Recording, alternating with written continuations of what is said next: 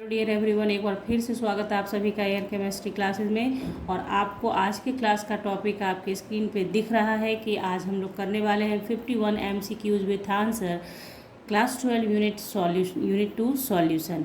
यानी आज हम लोग करेंगे सॉल्यूशन से 51 इम्पॉर्टेंट एमसीक्यूज़ का मतलब मल्टीपल चॉइस क्वेश्चन, जिसमें ऑप्शंस दे रहेंगे, आपको सेलेक्ट करना होगा अप्रोप्रिएट ऑप्शन, यानी सही ऑप्शन पे टिक आउट करना होगा आपको। ठीक है, तो ऐसे 51 क्वेश्चन करेंगे। इससे पहले मैंने आपको सॉलिड स्टेट के 51 MCQs दिए हुए हैं।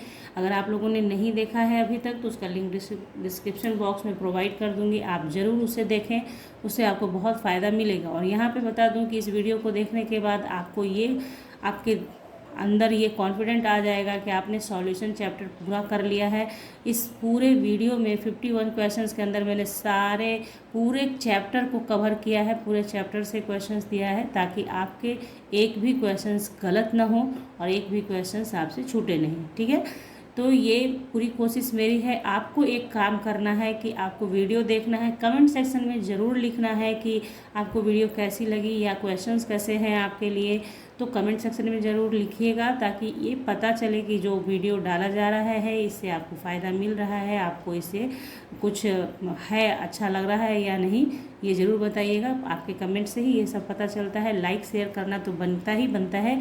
और साथ ही साथ मेरे होशियार बच्चों को कहने की ज़रूरत नहीं, बट फिर भी कि आप लोग क्या कर सकते हैं, सब्सक्राइब करेंगे चैनल को, और सब्सक्राइब करने के बाद जो पीछे बगल में उसके बेल आइकन होता है उसको ज़रूर प्रेस किया कीजिए, ताकि वीडियो जब डालूं तो नोटिफिकेशन आपको समय से मिल जाए और आप उसे देख सकें। ठीक है, तो अभी MCQs हम अपने चैनल पे मेरे चल रहा है, तो अभी आज हम लोग पढ़ेंगे सॉल्यूशन का MCQ। तो चलिए बहुत ज़्यादा बात नहीं करते हैं, स्टार्ट करते हैं अपने क्लास को। तो आज के क्लास का पहला क्वेश्चन आपकी स्क्रीन पे आपको दिख रहा है, तो ये रहा पहला क्वेश्चन आपकी स्क्रीन पे, और देखिए और आंसर कीजिए मेरे साथ। ओके, तो चलिए क्वेश्चन नंबर 1 देखते हैं हम लोग। Which mode of expressing concentration is independent of temperature. तो यहाँ पे जो दे रखा है कि ये चार, यहाँ पे molality, percentage by weight, mole fraction and all.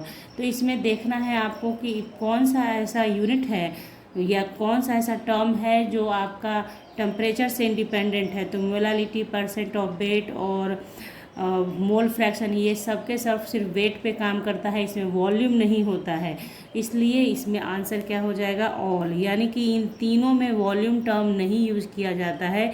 अगर वॉल्यूम टर्म होता तो वो डिपेंडेंट ऑन टेम्परेचर होता, जैसे नॉर्मेलिटी, मोलारिटी क्या होता है, डिपेंडेंट ऑन टेम्परेचर होता है। बात आई समझ में। इन सब के डेफिनेशन में वॉल्यूम टर्म आता ही नहीं है, इसलिए सिर्फ मास होता है, इसलिए ये सब क्या होता है, इंडिपेंडेंट ऑफ टेम्परेचर होता है। यानी कि ऑप्शन नंबर 4 ऑल हो गया। क्वेश्चन नंबर 2 आपके स्क्रीन पे आपको दिखेगा, देखिए। क्वेश्चन नंबर 2 है the unit of mole fraction of a compound in solution are. तो मोल फ्रैक्शन का यूनिट क्या होगा, तो देखिए मोल पर केजी, मोल पर लीटर, ग्राम पर लीटर, नन। तो यहाँ पे क्या है कि मोल फ्रैक्शन क्या होता है, ये तो आपका रेशियो ऑफ मासेज होता है ना। मोल फ्रैक्शन में क्या करता है, रेशियो ऑफ मोल्स, है ना, रेशियो ऑफ मोल्स लेते हैं, है ना।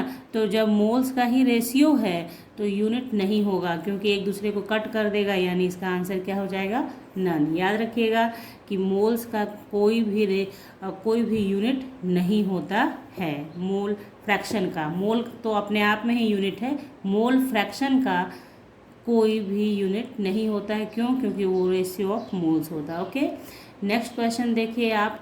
मोलारिटी इज एक्सप्रेस्ड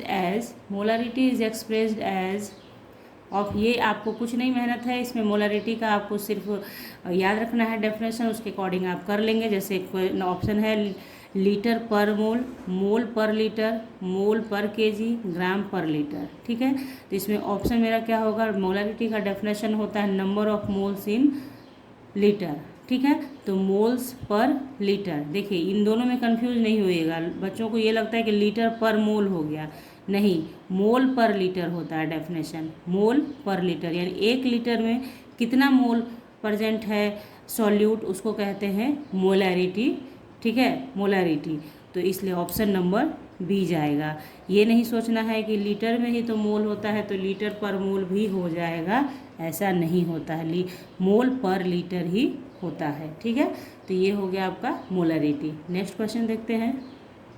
तो क्वेश्चन नंबर 4 देखिए आप, sum of mole fractions of the two components of solution is always, तो more than one, less than one, exactly one, not fixed. तो sum of mole fraction of two components always जो होता है वो कितना होता है, एग्जैक्टली वन होता है। जैसे आपको थोड़ा थोड़ा याद भी होगा, जब आपने चैप्टर पढ़ा होगा, तो सॉल्यूट का मोल फ्रैक्शन इक्वल टू ऐसे लिखते हैं, उसी तरह से आपके सॉल्वेंट का मोल फ्रैक्शन ऐसा होता है। ठीक है, इन दोनों को जब सम करेंगे आप तो n + n divided by n + n यानी इक्वल्स टू 1।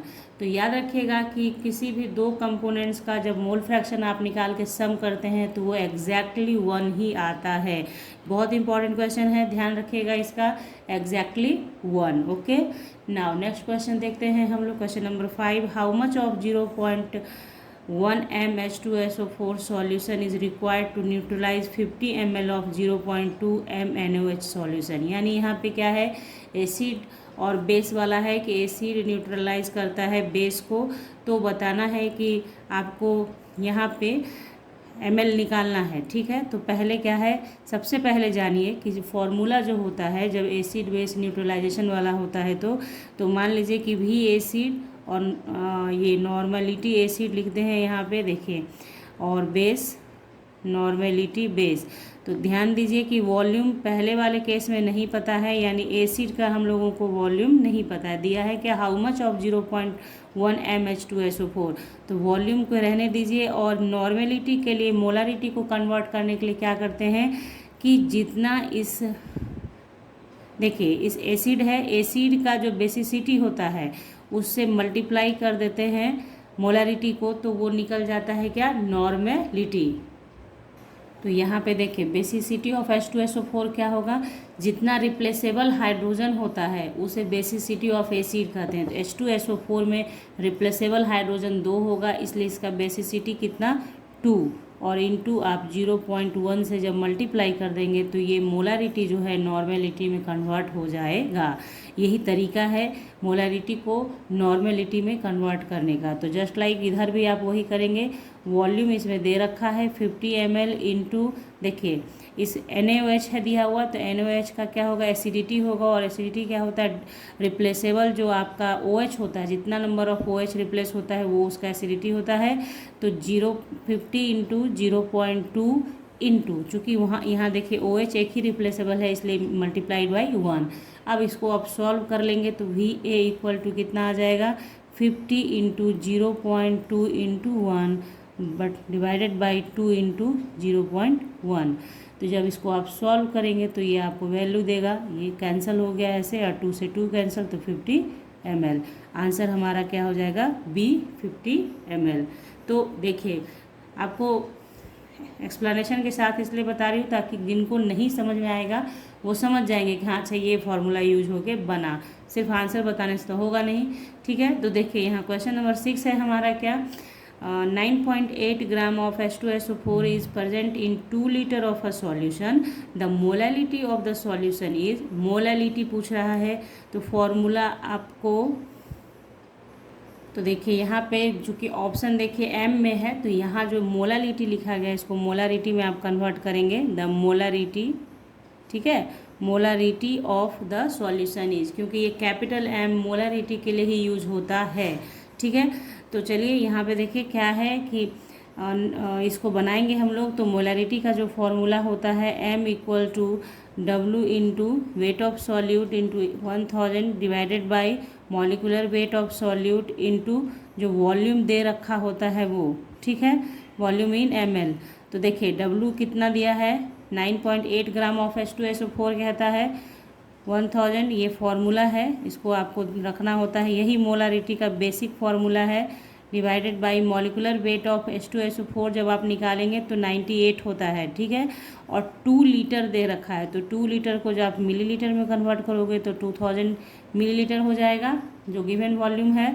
तो देखिए इससे पूरा 0 0 कैंसिल हो गया, इसको जब आप हटाओगे तो डिसमिल, तो कटेगा, कितना आ रहा है, 1/10। तो अब आप ठीक है ना। अब आप इसको जब सॉल्व करोगे, नहीं 10 नहीं 20 होगा, देखिए ये 2 बचा हुआ है, मिस नहीं होना चाहिए, 20, ठीक है। तो 20 से इसको जब आप डिवाइड करोगे तो 0.05 m आएगा। तो ऑप्शन देख लो कौन सा है, बी। तो हमारा ऑप्शन कौन सा गया, बी। इसी तरीके से आपको ये क्वेश्चन आएगा तो आप आंख मूंद के आंसर नहीं लगा सकते हैं, आपको ये सॉल्व करना होगा। हाँ ये है कि सॉल्यूशन बहुत इजी रहेगा, ताकि आपको फटाक से MCQs है, बहुत ज़्यादा आपका टाइम नहीं जाए, इस बात का ध्यान रखा जाता है। सिर्फ देखा जाता है कि नॉलेज आपके पास है उस फॉर्मूले से रिलेटेड, या इस बात को समझने का नॉलेज है या नहीं, यही चेक करते हैं MCQs से। तो ये हमारा हो गया क्वेश्चन नंबर 6। बढ़ते हैं क्वेश्चन नंबर 7 पे। तो देखिए क्वेश्चन नंबर 7 है हम लोगों का, the number of mole of water present in 90 gram of water is. Number of mole बताना है कि 90 ग्राम वाटर में मोल ऑफ वाटर कितना है, यानी इसको मोल में कन्वर्ट करना है। यही आप समझ गए, 90 ग्राम दे रखा है और उसको आपको क्या करना है, मोल में कन्वर्ट कर देना है, कितना मोल। तो यहाँ पे देखिए सवाल बनाना है तो आपने पढ़ा होगा मोल में क्या होता है, 1 मोल इक्वल टू, आपका जो भी फॉर्मूला दे रखा है उसका जो ग्राम में आप बताते हैं तो वही उसके 1 मोल को रिप्रेजेंट कर देता है। यानी हम बोल सकते हैं कि 1 mole of water, 1 mole of water. अगर आप लोगों को मोल पे पूरा फुल वीडियो चाहिए तो उसको कमेंट सेक्शन में ज़रूर लिखिएगा, तो मैं आपको पूरा मोल आपको समझा दूंगी नेक्स्ट वीडियो में। यहाँ पे MCQs के लिए जो ज़रूरी है वो देख लीजिए आप लोग। तो देखिए mole of water equal to 1 mole of water equal to कितना हो जाएगा, 18 ग्राम। यानी 18 ग्राम जो होता है H2O का ऐड करेंगे तो क्या हो जाएगा, 16 + 2 है ना, तो 18 होगा, वही किया गया है और कुछ खास नहीं है। तो देखिए यहाँ पे आप करेंगे क्या, 18 ग्राम वाटर H2O कितने के बराबर, 1 मोल के बराबर, ठीक है। तो आपका 1 ग्राम H2O कितने के बराबर, 1/18 मोल के बराबर। तो आपका कितना में कह रहा है, 90 ग्राम में, तो 1/18 इंटू 90, तो 18 × 5 = 90, तो 5 मोल। आपका ऑप्शन कौन सा जाएगा, 5, ठीक है। तो ऑप्शन नंबर डी हुआ। तो इस तरीके से बना के आपको करना है, मतलब कॉन्सेप्ट आपके पास रहेगा तो आप कोई भी MCQs कर सकते हैं, कोई दिक्कत आपको नहीं आएगी, ठीक है। नेक्स्ट क्वेश्चन देखते हैं, क्वेश्चन नंबर 8 है हम लोगों का, the normality of 1% weight by volume H2SO4 is nearly. तो ऑप्शंस दिया हुआ है आपके सामने, आपको दिख रहा होगा। तो देखिए इसको आप ऐसे ही टिक नहीं करेंगे, इसको बनाना होगा, नॉर्मेलिटी निकालना है। और क्या इन्फॉर्मेशन में सिर्फ क्या दे रखा है, 1% वेट बाई वॉल्यूम। तो 1% वेट बाई वॉल्यूम मतलब 1% आप लिखेंगे, ऐसा है ना। तो ये आपका क्या हो गया, वेट, और ये वॉल्यूम, ठीक है ना। अब इसी इन्फॉर्मेशन पे हम लोग नॉर्मेलिटी निकालेंगे। तो नॉर्मेलिटी इक्वल टू होता है वेट, मतलब आपका जो होता है ना ये नंबर ऑफ इक्विवेलेंट। तो आप क्या करेंगे यहाँ पे कि 1000 बाई इक्विवेलेंट वेट लिखा जाता है इंटू गिवन जो गिवन वॉल्यूम होता है ना, आप 100 डायरेक्ट यहाँ लिख सकते हैं फॉर्मूले से, जो आपका दे रखा है। देखिए वेट बाई वॉल्यूम मतलब 1/100, तो दिया हुआ वॉल्यूम क्या कह रहा है, 100। तो वेट आपका हो गया कितना, 1, क्योंकि 1/100 है, तो 1 हो गया वेट ऑफ सॉल्यूट, जो आपका H2SO4 है सॉल्यूट, 1000, और इक्विवेलेंट वेट ऑफ H2SO4 49 होता है, ठीक है। इक्विवेलेंट वेट ऑफ H2SO4 कैसे निकालते हैं, आपको पता होगा कि मॉलिक्यूलर वेट को जोड़ देते हैं और उसको डिवाइड करते हैं उसके किससे, उसकी बेसिसिटी से। तो जो आता है वही उसका इक्विवेलेंट वेट होता है। तो जैसे H2SO4 का बेसिसिटी 2 होता है, तो और 98 इसका हो गया मॉलिक्यूलर वेट।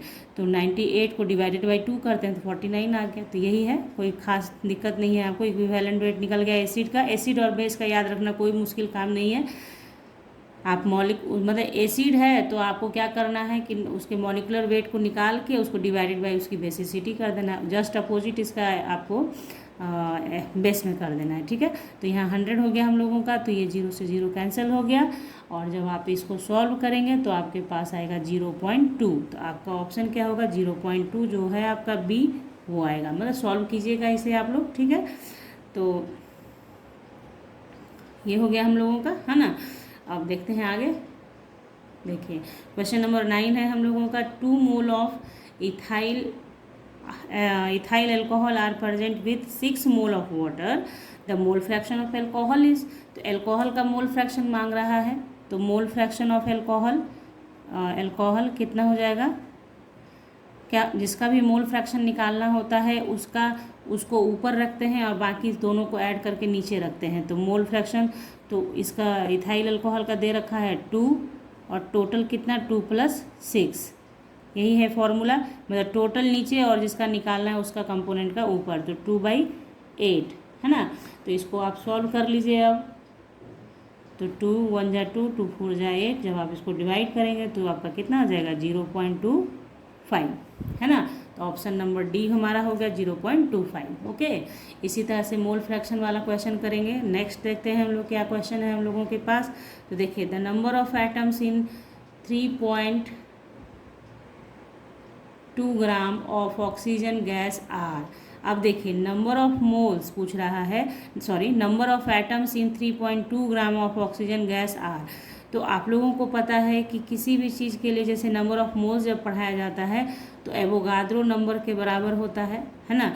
एवोगाद्रो नंबर के बराबर। तो इसको जब आप सॉल्व करेंगे तो कैसे होगा, पहले तो आप क्या करेंगे कि एक, तो देखिए अभी जस्ट मैंने आपको पीछे बताया है उसी चीज़ को करना है। O2 है तो एक, जैसे 1 O2 का मान लीजिए 16 ग्राम आप निकालते हैं, है ना। तो ये किसके बराबर, 1 मोल के बराबर। यानी जो फॉर्मूला है उसको जब ग्राम में रिप्रेजेंट कर दिया आपने तो वो किसको रिप्रेजेंट करेगा, 1 मोल ऑफ दैट फॉर्मूला। ठीक है, तो O2 है तो वो 16 ग्राम होता है और वो 1 मोल के बराबर हो गया। तो हमको 3.2 ग्राम का नंबर ऑफ एटम्स निकालना है। तो आपको पता है कि 1 मोल इक्वल टू फिर कितना हो जाता है, एवोगाद्रो नंबर के बराबर 6.02 × 10⁻23।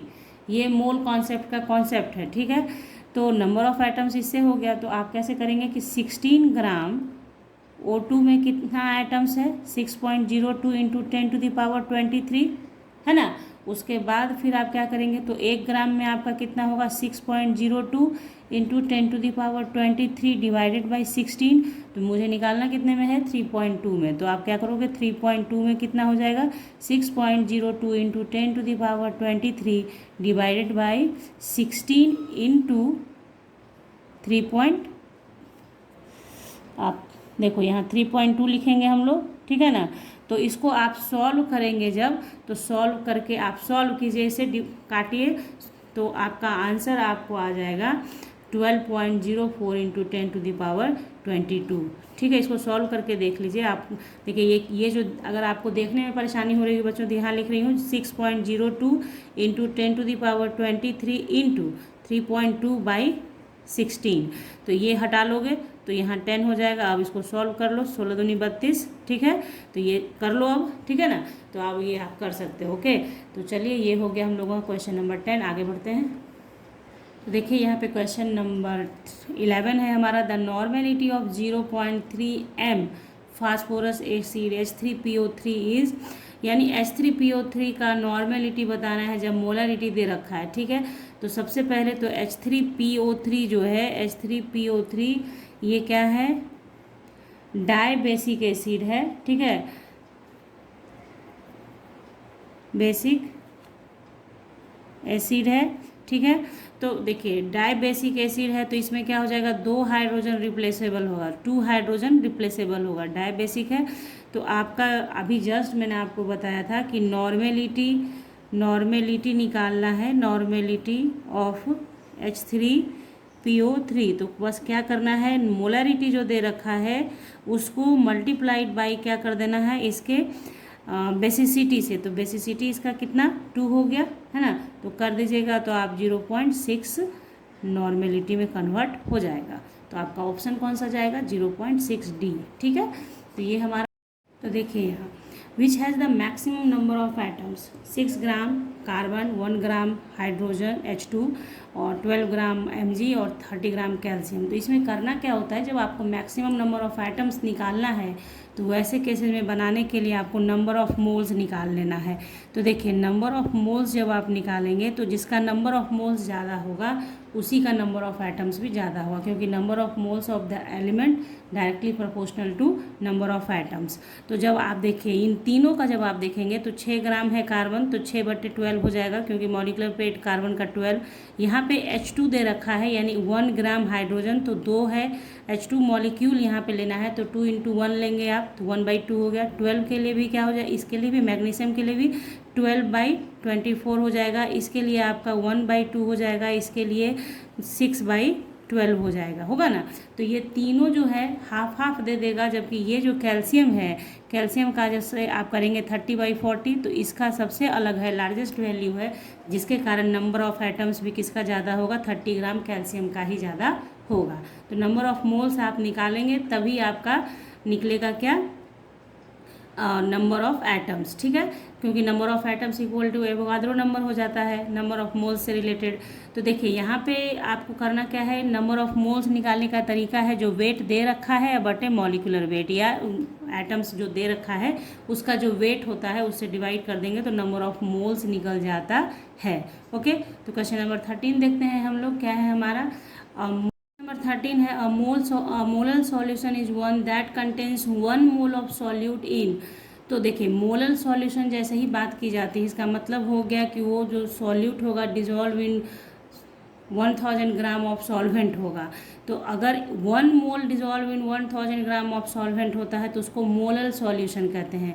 और अगर ऐसे ही बोलते हैं number of moles dissolve in 1000 gram of solvent, तो उसे मोलैलिटी कहते हैं, ठीक है। जब नंबर ऑफ मोल्स बोल देते हैं तो वो मोलैलिटी हो जाता है। वही नंबर ऑफ मोल्स जब आपका एक यहाँ पे दे रखा है 1 दे रखा है 1 मोल ऑफ सॉल्यूट, तो 1 मोल ऑफ सॉल्यूट जब 1000 ग्राम ऑफ सॉल्वेंट में रहेगा तब उसे मोलल सॉल्यूशन कहते हैं। तो ये सब तो होगा ही नहीं, क्योंकि मोलल सॉल्यूशन है तो उसमें वॉल्यूम का बात होगा ही नहीं, इसलिए वॉल्यूम को हटा के जो ऑप्शन है आपका 1000 ग्राम ऑफ सॉल्वेंट, तो ऑप्शन नंबर ए हमारा सही जाएगा, ठीक है।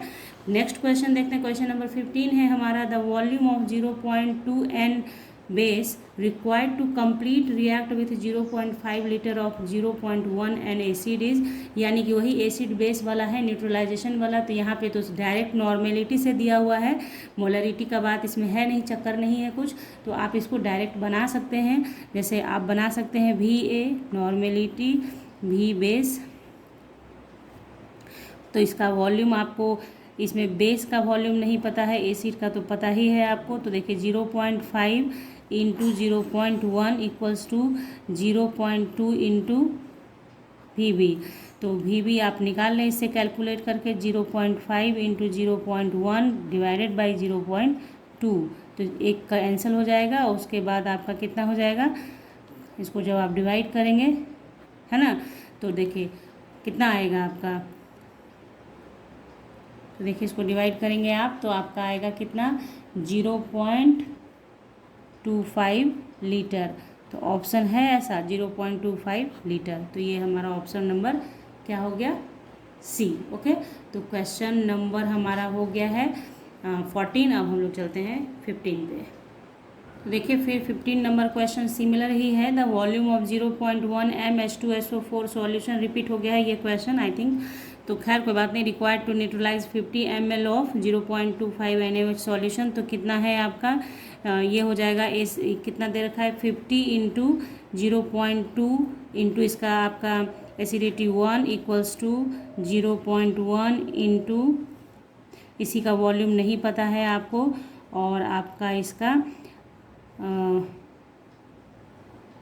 और इसका एसिडिटी आपका कितना हो जाएगा, देखिए 2, जस्ट अभी बताया है मैंने आपको। तो इसमें वॉल्यूम आप निकाल लें खुद से, 50 × 0.2 डिवाइडेड बाई 2 × 0.1, ठीक है। तो इसका आपका ऑप्शन हो जाएगा कौन सा, तो ये आपका ऑप्शन हो जाएगा 50 ml। ओके, तो वॉल्यूम इक्वल टू 50 ml आया आपका। नाउ क्वेश्चन नंबर नेक्स्ट देखते हैं हम लोग, the molality of pure water is, याद कर लीजिए मोलैलिटी ऑफ प्योर वाटर कितना होता है, 55.6 ग्राम। एकदम हाईलाइटेड क्वेश्चन है, ध्यान में एकदम बना लीजिए कि the molality of pure water 55.6 होता है मोलैलिटी, ठीक है। तो इसका मोलैलिटी का जो फॉर्मूला है उस पर जब आप पुट करके बनाएंगे तो आपसे बन जाएगा, लेकिन आप इसको याद ही कर लें कि molality of pure water is 55.6 होता है। ठीक है, नेक्स्ट क्वेश्चन देखते हैं। क्वेश्चन नंबर 17 है, increasing the temperature of an aqueous solution will cause. क्या होता है का, देखिए आपका अगर टेम्परेचर इंक्रीज किया जाता है तो क्या होता है, डिक्रीज इन मोलालिटी होता है, डिक्रीज इन मोलारिटी होता है, डिक्रीज इन मोल फ्रैक्शन होता है, या decrease in percentage weight by weight होता है। तो एक चीज़ तो आपको क्लियर है कि टेम्परेचर का इफेक्ट मोलालिटी पे, मोल फ्रैक्शन पे और वेट बाय वेट पे नहीं होगा। क्वेश्चन नंबर 1 में क्या पढ़ाया था ना भैया थोड़ी देर पहले कि क्वेश्चन कि जिसमें वॉल्यूम होगा उसी पे इफेक्ट पड़ेगा आपके टेम्परेचर का। ठीक है, तो आपका यहाँ पे क्या है, तो क्या होगा, डिक्रीज इन मोलारिटी वाला ऑप्शन सही होगा। जिसमें मोलारिटी है या नॉर्मेलिटी है उसमें वॉल्यूम है, और जिसमें वॉल्यूम है वही डिक्रीज और इंक्रीज करेगा टेम्परेचर से। बाकी सारे ऑप्शन में कहीं भी वॉल्यूम का यूज नहीं होता है। तो देखिए एक ही क्वेश्चन को दूसरे तरीके से पूछा गया यहाँ पे, जो मैंने आपको स्टार्टिंग में कहा है कि एक ही क्वेश्चन को कितने तरीके से पूछा जा सकता है वो भी आप देखते जाएंगे। क्वेश्चन नंबर 18 देखें आप, solution which distil without change in composition are called. तो ये तो डेफिनेशन के हिसाब से है कि सॉल्यूशन, ठीक है, तो देखिए इसका ऑप्शन है amorphous, azeotropic mixture, ideal solution और सुपर सैचुरेटेड। ठीक है, तो इसमें ये जो डेफिनेशन देख रहे हैं, solution which distil without change in composition are called azeotropic mixture. Azeotropic mixture होता है इसमें ये थ्रू आउट द इसका जो कॉन्सेंट्रेशन होता है एट द बॉइलिंग, जब आप बॉयल कर रहे होते हैं तो इसमें कोई भी चेंज नहीं आता है। तो एजियोट्रॉपिक मिक्सचर इसका आंसर हुआ। ठीक है, solution which distil without change in composition are called azeotropic mixture. ठीक है, क्वेश्चन नंबर 19 पे चलते हैं। देखिए क्वेश्चन नंबर 19 आपका जस्ट उसी के जैसा है। A solution of two completely miscible non ideal liquids which distils as such without change in its composition at constant temperature as though it was a pure liquid, this mixture is known as। देखिए यहाँ पे एक चीज़ तो clear आपको लिख दिया कि without change in its composition. तो अभी जस्ट पहले एजियोट्रॉपिक में भी पढ़ा आपने कि डिस्टिल किया जाता है विदाउट चेंज इन कंपोजिशन, तो उसे एजियोट्रॉपिक मिक्सचर कहते हैं। तो यहाँ पे भी वही चीज़ आपको देखना है कि without change in its composition distil किया जाता है तो वो ऑलवेज क्या होगा, एजियोट्रॉपिक मिक्सचर ही होगा। यानी एजियोट्रॉपिक को इतना बड़ा लिख के भी पूछा जा सकता है, छोटा लिख के भी पूछा जाता है। तो आपको याद रखना है कि वैसा कोई भी मिक्सचर जो डिस्टिल होता है विदाउट चेंज इन कंपोजिशन तो उसे एजियोट्रॉपिक मिक्सचर कहते हैं। क्वेश्चन नंबर 20 पे आते हैं हम लोग। 20 है, colligative properties of solution depends on. तो बहुत इंपॉर्टेंट क्वेश्चन है ये कि कॉलिगेटिव प्रॉपर्टी जो है सॉल्यूशन का वो किस पे डिपेंड करता है, nature of solute, nature of solvent, number of particles present in solution, number of moles of solvent only. तो देखिए कॉलिगेटिव प्रॉपर्टीज जो डिपेंड करता है वो नंबर ऑफ मोल्स ऑफ, तो कॉलिगेटिव प्रॉपर्टी जो डिपेंड करता है वो number of moles of solute पे करता है। तो यहाँ पे देखिए उस तो सॉल्यूट तो नहीं लिखा लेकिन लिखा है number of particles present in solution.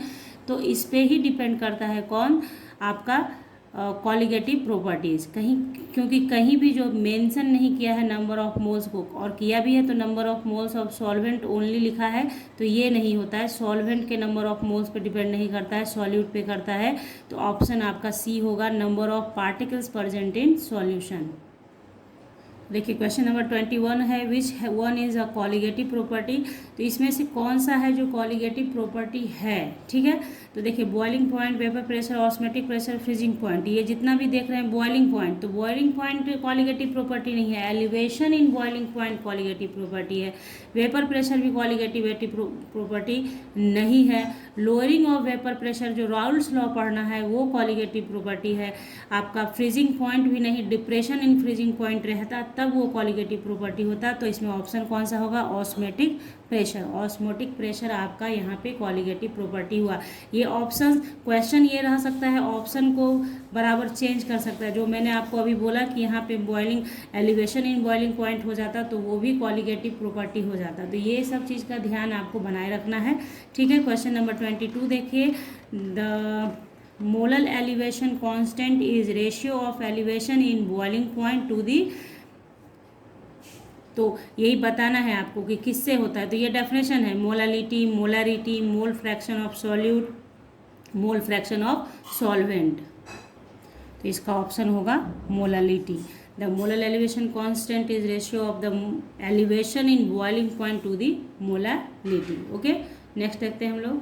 तो देखिए क्वेश्चन नंबर 23 है हमारा, when common salt is dissolved in water melting point of solution increases, boiling point of solution increases, boiling point of solution decreases, both melting point and boiling point decreases। तो पहली बात तो common salt जब dissolve होगा water में तो melting point का यहाँ कोई कहानी नहीं होगा, जब भी होगा बॉइलिंग पॉइंट होगा वाटर का यहाँ पे, ठीक है। मेल्ट करने की बात नहीं है, तो मेल्टिंग पॉइंट वाला दोनों हटा लीजिए तो बचा बॉइलिंग पॉइंट। तो जब आप नमक डालते हैं, कॉमन सॉल्ट डालते हैं वाटर में, तो बॉइलिंग पॉइंट जो होता है वो इंक्रीज कर जाता है, ठीक है, इंक्रीज करता है। ये आपको पढ़ना है, एलिवेशन इन बॉइलिंग पॉइंट जो पढ़ाया जाता है कि एलिवेट कैसे, सॉल्यूट डालने से क्या होता है, एलिवेट कर जाता है आपका बॉइलिंग पॉइंट, बढ़ जाता है, ठीक है। तो ध्यान रखना है, जैसे एलिवेशन इन बॉइलिंग पॉइंट यानी नंबर जब सॉल्यूट बढ़ता है तो बॉइलिंग पॉइंट जो होता है वो बढ़ जाता है। ओके, नाउ नेक्स्ट देखिए क्वेश्चन नंबर 24 है हमारा, the pressure under which liquid and vapour can coexist at equilibrium is called real vapour pressure. Option number B, real vapour pressure. जब आपका एग्जिस्ट कर जाता है इक्विलिब्रियम लिक्विड और vapour के बीच तो उसे कहते हैं रियल वेपर प्रेशर, क्योंकि बाकी सारे जितने भी ऑप्शन हैं देखेंगे, limiting vapour pressure, normal vapour pressure, saturated vapour pressure, ऐसा कुछ नहीं, रियल वेपर प्रेशर होता है, ठीक है। 25 नंबर क्वेश्चन देखिए, vapour pressure of a liquid in a close container depends on. तो क्लोज कंटेनर में किस पे डिपेंड करता है, amount of liquid, surface area of the container, temperature, none of this. तो आपका हो जाएगा इसमें टेम्परेचर पे डिपेंड करेगा, तो ऑप्शन सी होगा हमारा। कंटेनर बंद है उसमें अगर मतलब डिपेंडेंट किस पे होगा, टेम्परेचर जैसे जैसे बढ़ाइएगा वेपर प्रेशर उसी पे डिपेंड करेगा, तो टेम्परेचर यहाँ पे हमारा ऑप्शन हुआ। अब नेक्स्ट क्वेश्चन देखते हैं। तो देखिए क्वेश्चन नंबर 26 है, solutions with same osmotic pressure called isotonic, ठीक है, याद रखिए इसे कि आइसोटोनिक कहते हैं उसे, solution with same osmotic pressure called isotonic solution, ठीक है। अब देखिए नेक्स्ट क्वेश्चन है हमारा 27, at higher altitudes the boiling point of water decreases because at. अब देखिए हायर एल्टीट्यूड पे जाते हैं तो boiling point of water decrease कर जाता है, क्यों, that atmospheric pressure is high, the temperature is low, atmospheric pressure is low, the temperature is high. तो आप बताइए एटमॉस्फेरिक प्रेशर ऊपर जाने पे बढ़ता है या घटता है, उसके अकॉर्डिंग आपका इसका आंसर हो जाएगा। तो देखिए यहाँ पे ऑप्शन नंबर सी होगा, द एटमॉस्फेरिक प्रेशर इज लो। जब ऊपर एल्टीट्यूड में ऊपर जाते हैं तो एटमॉस्फेरिक प्रेशर घटता जाता है, जिसके कारण आपका boiling point of water decrease कर जाता है। उसी तरह से रिलेटेड क्वेश्चन है, the pressure cooker reduces cooking time because. अब प्रेशर कुकर जो रिड्यूस कर देता है कुकिंग टाइम, उसका क्या रीज़न होता है, heat is more evenly distributed, the higher pressure tenders the food, the boiling point of water inside the cooker is elevated, ठीक है। और नेक्स्ट है, the boiling point of water inside the cooker is depressed. तो boiling point of water inside the cooker क्या होता है, elevated हो जाता है, जिसके कारण आपका खाना जल्दी बन जाता है, ठीक है। आप देखते हैं क्वेश्चन नंबर 29। देखिए 29 है, 500 gram toothpaste sample has 0.2 gram fluoride concentration, what is the concentration of fluoride in term of ppm level. तो ppm लेवल के लिए क्या होता है फॉर्मूला, ppm इक्वल टू आपका जो दे रखा है टूथपेस्ट में सैंपल का 0.2 ग्राम, टोटल आपको निकालना कितने में है 500 ग्राम और 10⁻6, ठीक है। अब इसे जब आप सॉल्व करेंगे, सॉल्व करके देखेंगे तो आपका आएगा कितना 400। तो ऑप्शन नंबर सी 400 सॉल्व कर लें इसे आप, ठीक है, तो आपका 400 आएगा। ओके, इसको हटाओगे तो यहाँ 0 हो जाएगा, उसके बाद इसको कर लो, ठीक है, तो आप कर सकते हैं इसे। ओके, नाउ क्वेश्चन नंबर 30 देखिए आप, the phenomenon of osmosis was reported by. मतलब ऑस्मोसिस फेनोमेनन किसके द्वारा रिपोर्ट किया गया है, यानी किसके द्वारा बताया गया है, तो नाम याद कर लीजिए, ठीक है। एबे नॉलेट के द्वारा बताया गया है क्या, फेनोमेनन ऑफ ऑस्मोसिस, तो हमारा option number C. Okay, 31 question देखिए, the depression of freezing point is directly proportional to. Depression in freezing point directly proportional to किसके है, mole fraction of the solute, molarity of the solute, molality of the solution और molality of the solvent. तो देखिए हमेशा ध्यान रखिए, molarity और molality में बहुत कन्फ्यूजन होता है बच्चों को, तो ध्यान में रखना होगा आपको, पढ़ते वक्त भी ऑप्शन भी पढ़िएगा तरीके से, है ना। तो ध्यान से, इसका जो है depression of freezing point is directly proportional to molality of the solution होता है। Molality of solution small m से दिखाते हैं, मोलालिटी ऑफ द सॉल्यूशन। ठीक है, तो ये हो गया आपका क्वेश्चन नंबर 31। अब आते हैं 32 पे। और liquid is in equilibrium with its vapour at its boiling point. On the average the molecules in the two phases have equal। हाँ देखिए, इसमें क्या कह रहा है कि लिक्विड जो है वो इक्विलिब्रियम में है, उसके वेपर और तो देखिए 32 क्वेश्चन नंबर है हमारा, liquid is in equilibrium with its vapour at its boiling point. On the average the molecules in the two phases have equal intermolecular forces, potential energy, total energy, kinetics energy. तो आपको पता है कि जब vapour और liquid के बीच equilibrium exist होता है तो टोटल एनर्जी इक्वल होता है। टोटल एनर्जी, जो भी एनर्जी होता है वो इक्वल होता है। तो हो गया 32। अब बनाते हैं 33। तो देखिए क्वेश्चन नंबर 33 है, बहुत इंपॉर्टेंट सा क्वेश्चन है ये। वेंट ऑफ फैक्टर यानी आई जो निकालते हैं सॉल्यूशन के अंदर हम लोग, है ना। तो went Hoff factor of 0.1 m ideal solution is.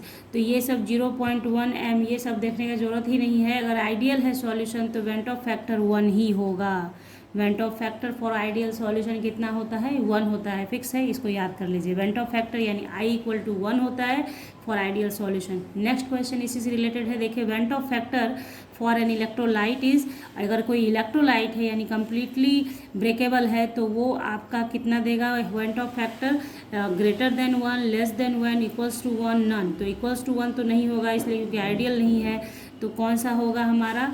हमेशा ग्रेटर देन 1 होगा, क्योंकि कम्प्लीटली टूट जाता है इसलिए ग्रेटर देन 1 वैल्यू देता है क्या? An electrolyte. ठीक है, तो वेंट ऑफ फैक्टर जो हो गया, तो वेंट ऑफ फैक्टर इलेक्ट्रोलाइट के लिए ग्रेटर देन 1। ठीक है, क्वेश्चन नंबर 35 देखिए। Isotonic solution are those which have the, तो आइसोटोनिक सॉल्यूशन अभी जस्ट पीछे बताया मैंने, सेम ऑस्मेटिक प्रेशर, जिसका ऑस्मेटिक प्रेशर सेम होता है उसको आइसोटोनिक सॉल्यूशन कहते हैं। तो देखिए वहाँ क्वेश्चन ऐसे था कि the solution having same osmotic pressure called, तो वहाँ हो गया आइसोटोनिक सॉल्यूशन। यहाँ क्या दे रहा है? Isotonic solution are those which have same osmotic pressure, यानी एक डेफिनेशन आपने याद किया, 2 क्वेश्चन आपने कर लिया। ठीक है, तो 35 हो गया हमारा। 36 देखिए। A mixture of benzene and toluene form an ideal solution, non ideal solution, suspension, emulsion. तो mixture of benzene and toluene चूँकि एक जैसा है तो आइडियल सॉल्यूशन बनाएगा। ठीक है, अगर देखिए बेंजीन है, टोलुइन है, इसमें से अगर कोई भी एच बॉन्डिंग बनाता है, कोई भी मतलब दूसरा पोलैरिटी डेवलप कर लेता है तो उस केस में आइडियल सॉल्यूशन नहीं बन सकता है। लेकिन अगर बेंजीन है और टोलुइन, इसमें क्या है कि आपका आइडियल सॉल्यूशन बनेगा। तो हमारा ऑप्शन इसमें कौन सा जाएगा? An ideal solution. Okay, next question देखिए। A natural semi permeable membrane is, तो नेचुरल सेमी परमिएबल मेम्ब्रेन होता है जो नेचुरली एग्जिस्ट करता है, जिसको सिंथेटिकली बनाया नहीं जाता है। तो इनमें जब आप देखेंगे तो ये सारा जो है A, B और D, ये सारा आपको नेचुरल नहीं है, नेचुरल सेमी परमिएबल मेम्ब्रेन नहीं है। ओनली प्लांट सेल जो है वही आपका यहाँ पे नेचुरल सेमी परमिएबल मेम्ब्रेन है। तो कुछ ऑप्शंस को देखने से भी आपके समझ में आ जाता है कि कौन सा ऑप्शन सही जाएगा। नेचुरल है तो प्लांट सेल होगा। ओके, नेक्स्ट क्वेश्चन देखते हैं। तो देखिए क्वेश्चन नंबर 38 है हमारा। When a solution is separated from a solvent by semi permeable membrane then phenomenon taking place is called osmosis. Okay, definition है ऑस्मोसिस का ये। तो जैसे ही ऑस्मोसिस आप पढ़ेंगे तो डेफिनेशन ही है ये, तो इसीलिए इसका डायरेक्ट आप आंसर कर सकते हो कि ये ऑस्मोसिस हो गया। नेक्स्ट क्वेश्चन देखिए 39 हमारा।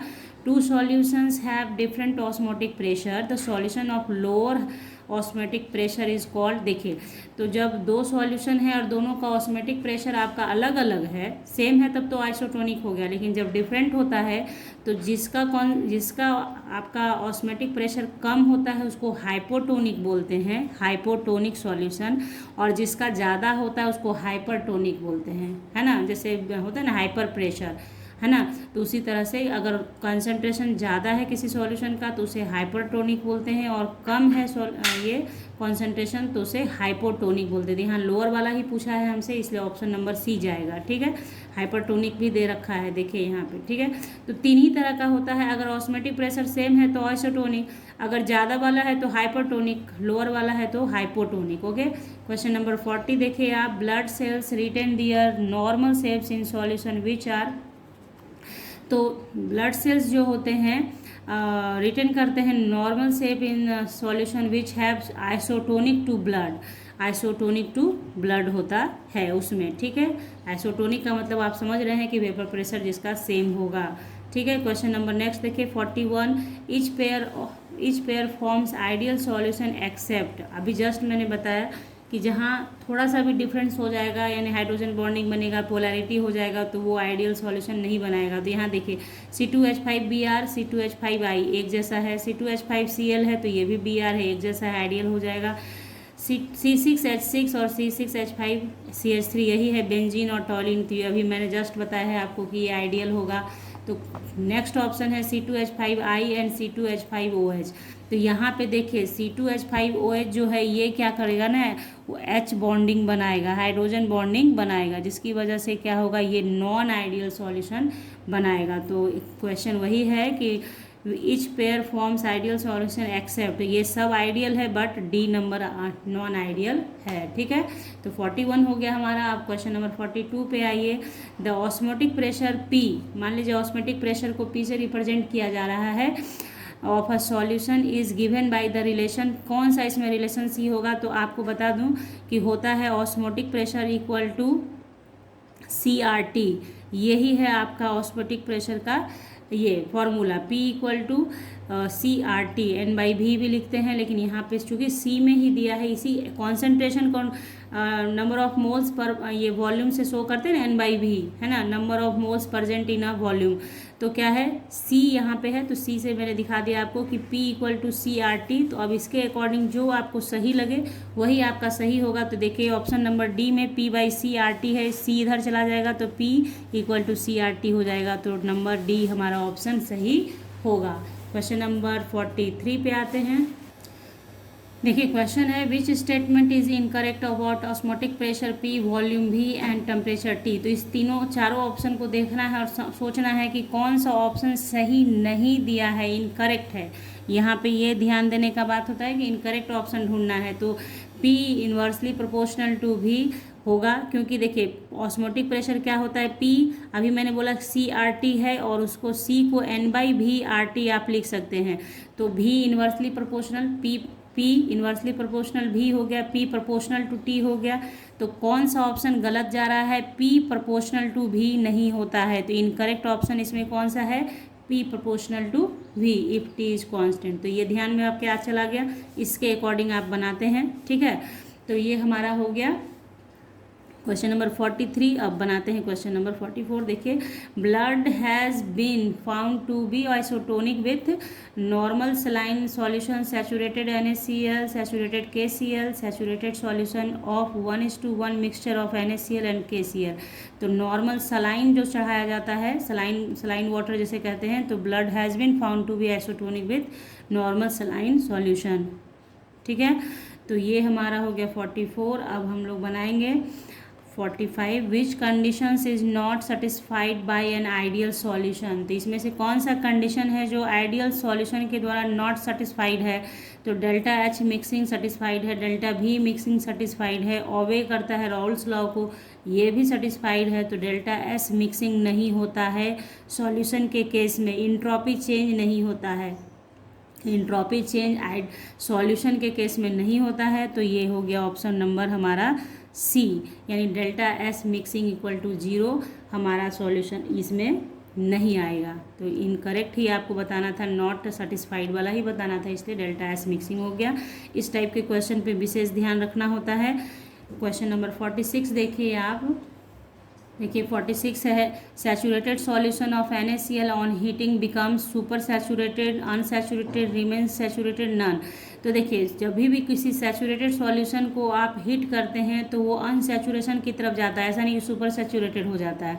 जब तक सॉल्यूट आप नहीं डालेंगे तब तक सुपर सैचुरेटेड तो हो नहीं सकता है, इसलिए क्या हो जाएगा हमारा ऑप्शन अनसैचुरेटेड हो जाएगा। किसी भी सैचुरेटेड सॉल्यूशन को गर्म किया जाता है ताकि उसमें और सॉल्यूट डिजोल्व किया जा सके, ठीक है। तो ऑप्शन कौन सा होगा, बी, अनसैचुरेटेड सॉल्यूशन। आप देखते हैं 47।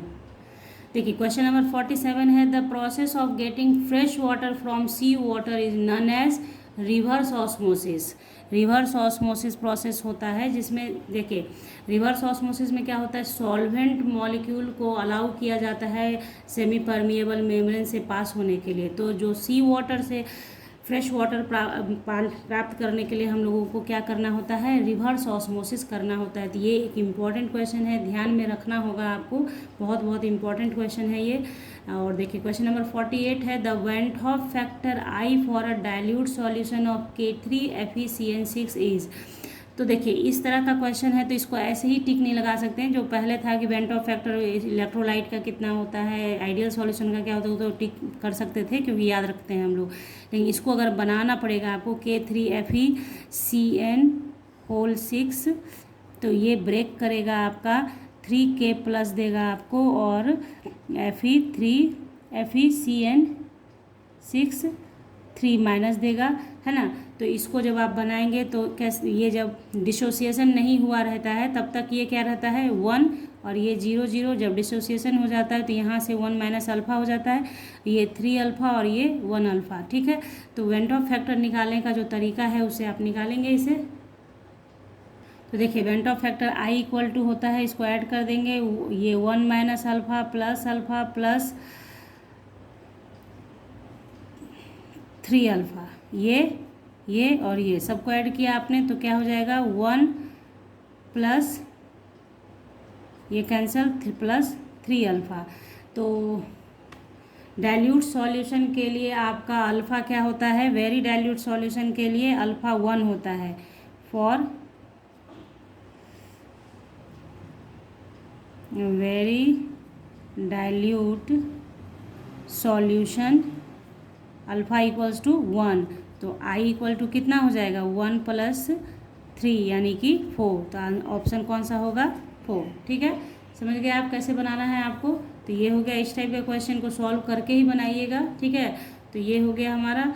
नेक्स्ट क्वेश्चन देखिए, the factor delta TF/KF represents. तो ये तो डायरेक्ट क्वेश्चन है कि ये जो फैक्टर है ये किसको रिप्रेजेंट करता है, मोलारिटी को, फॉर्मेलिटी को, नॉर्मेलिटी को या फिर मोलालिटी को, ठीक है। तो कौन सा होगा, डेल्टा TF/KF है तो ये मोलालिटी को रिप्रेजेंट करेगा, मोलारिटी को नहीं, मोलालिटी को, ओके। नेक्स्ट क्वेश्चन देखिए 50 है आपका, the osmotic pressure of a dilute solution is given by. Osmotic pressure जो है आपका किसी डाइल्यूट सॉल्यूशन का इसमें से किससे दिखाया जाएगा। तो देखिए ऑस्मोटिक प्रेशर है, अभी जस्ट मैंने आपको कितनी बार बताया कि P इक्वल टू CRT, तो वहाँ P दे रखा था इसलिए P से रिप्रेजेंट किया था हमने। लेकिन अगर नहीं दिया है तो हम लोग ऑस्मोटिक प्रेशर को पाई से दिखाते हैं, तो पाई भी NST, क्योंकि अगर पाई यहाँ है तो पाई को यहाँ छोड़ देंगे तो N/V/ST, सॉल्यूशन कांस्टेंट S होता है ना। तो ऑप्शन कौन सा होगा हमारा B, PV equal to NST। जब हम ऑस्मोटिक प्रेशर की पढ़ाई करते हैं उसमें पाई ही लिखते हैं ऑस्मोटिक प्रेशर को, क्योंकि ऑप्शंस में आपका जो क्वेश्चन था उसमें P दे रखा रहता था इसलिए वहाँ पे P लिखते थे, ठीक है। तो ये हो गया। अब लास्ट क्वेश्चन आपका 51 जो है, देखिए, among the following substances the lowest vapour pressure is exerted by. इसमें से लोएस्ट वेपर प्रेशर कौन एक्सर्ट करेगा, तो जिसका इंटरमॉलिकुलर अट्रैक्शन ज़्यादा होगा, है ना, वो सबसे कम वेपर प्रेशर एक्सर्ट करेगा। तो वाटर, केरोसिन, रेक्टिफाइड स्पिरिट और मरकरी में सबसे ज़्यादा मरकरी का होता है इंटरमॉलिकुलर अट्रैक्शन, यानी मरकरी आपका लोएस्ट वेपर प्रेशर एक्सर्ट करेगा। तो ये हो गया 51। तो इस तरीके से आपने देखा कि हम लोगों ने 51 क्वेश्चंस में पूरे सॉल्यूशन चैप्टर को देखा है, ठीक है। सब सॉल्यूशन चैप्टर जो आपने अच्छे से पढ़ा होगा, जो भी इम्पोर्टेंट क्वेश्चंस था वो मैंने दिया है। आप लोगों को इसका प्रैक्टिस कर लेना है, ध्यान में रखना है किस तरीके से बनाया जा रहा है, किस तरीके से बातें बताई गई हैं आपको ध्यान में रखना है। और चैनल को सब्सक्राइब करके रखना है विथ बेल आइकन, ताकि जैसे ही दूसरा वीडियो डालूंगी आप लोग सजेस्ट भी कर सकते हैं कमेंट सेक्शन में कि नेक्स्ट किस टॉपिक पे आपको MCQ चाहिए, तो पहले उसी टॉपिक पे MCQ आपको प्रोवाइड किया जाएगा। तो चलिए आप लोग सब्सक्राइब कर लीजिए चैनल को, लाइक कर दीजिए वीडियो को और शेयर कर लीजिए दोस्तों के साथ। तो मिलेंगे हम लोग नेक्स्ट क्लास में नेक्स्ट MCQs के साथ। तब तक के लिए bye, thank you, take care, have a nice day.